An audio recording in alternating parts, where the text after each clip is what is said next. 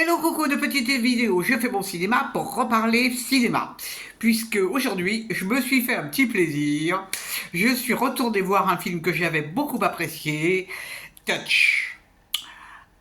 Et donc ce matin, je me suis dit, je vais le revoir. Bon, il n'y avait rien d'autre non plus qui m'attirait dans les films programmés.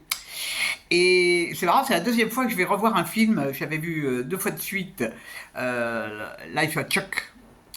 Et bien là, j'ai revu Touch avec encore plus de plaisir que la première fois.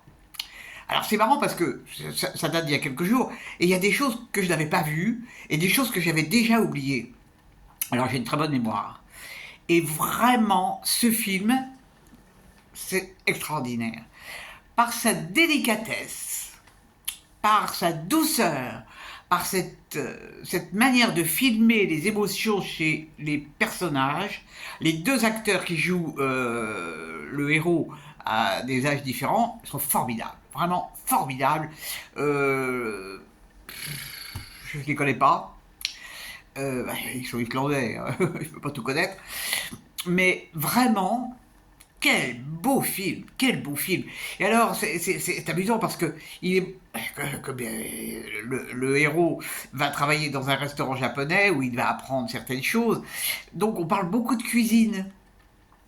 Et il y a beaucoup de scènes qui se passent dans cette cuisine. Et j'avais pas remarqué ça la première fois. Et c'est vraiment très très chouette. Très très chouette. Hein. Les rapports humains, bon, il y a cette histoire d'amour merveilleuse.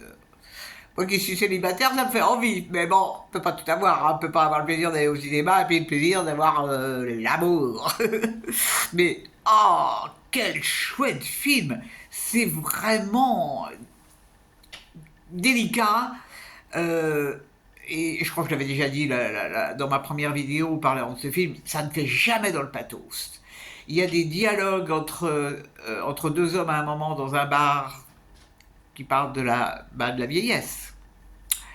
Et c'est vraiment un film qui prend, ça prend au cœur, quoi. Ça prend à la tête, ça prend au cœur. C'est vraiment, si vous ne l'avez pas vu, il joue encore au MK2 et peut-être dans d'autres cinémas. Il faut le voir. Il faut le voir. C'est vraiment une pépite ce film, une pépite.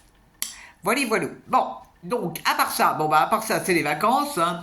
Paris est vide. C'est incroyable.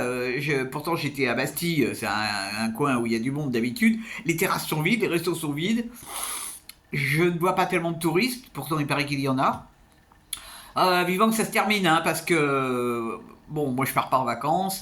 Bon, heureusement qu'il y a des films, parce que au niveau des activités, bah, c'est plutôt réduit. Hein, il y aura rien avant septembre, donc bah, faut meubler, faut meubler. Hein. Moi, je fais pas partie de ces personnes qui peuvent rester sans sortir, donc on meuble. Bon, j'ai fait ma liste de films pour la semaine qui vient. C'est déjà pas mal. C'est déjà pas mal.